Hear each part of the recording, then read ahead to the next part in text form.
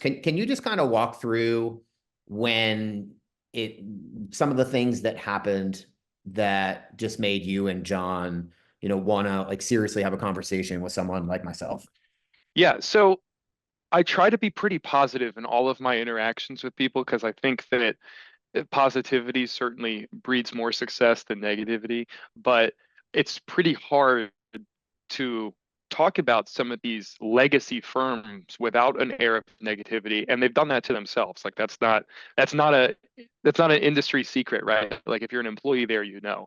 But I guess my message to people who are currently employed at any wirehouse is that if you feel like it could be easier to do business somewhere else, if you feel like having more space would help you enable you to be more successful, you're totally right. Don't let go of that feeling. That is my message. If something seems completely nonsensical and frustrating, and you get more of that than you get of help and assistance and support because these legacy firms are telling you we'll pay you 40 cents on the dollar because of all the systems that we're giving you, and if you ever feel like that's not a good transaction, you're right.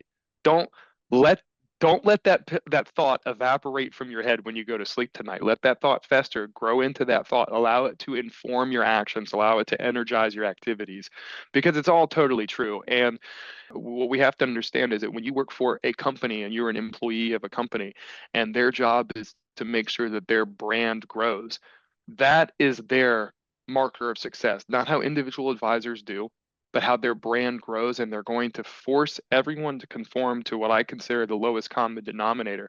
And if you feel like that's perfect for you, I advise you not to make a move. And if you feel like you dream of doing more, you have to go. You have to. You have to go to a place where the avenues are open. You have to go to a place where you're an owner, not an employee. And I don't mean that, like it's funny that we say that with me being on the Linsco channel where I'm technically a W-2 employee, but we are owners of our book of business. That's part of our contract. And when I say owner, what I mean is none of my clients are going to hear from anybody but me. They're not going to hear from our compliance supervisor. They're not going to hear from another person at the bank calling them. I am the go-to. And they view me as the owner.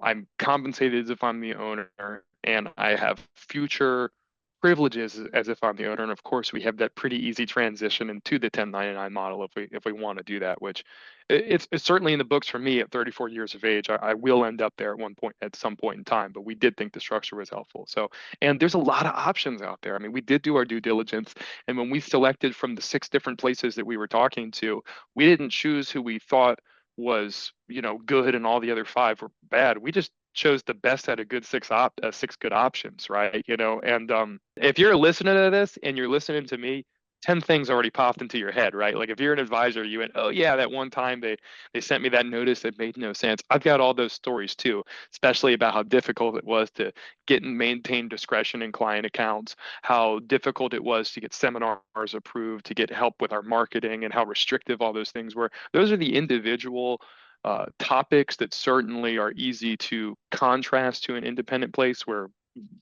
I say contrast because there is no comparison. You're actually allowed to do those things here as opposed to it being on paper that you're allowed to do it, but it being completely untenable in real life application. So those are some of the specific things, the discretion, ability to market the way we want, the ability to do client events, ability to ensure that our branding is what we want.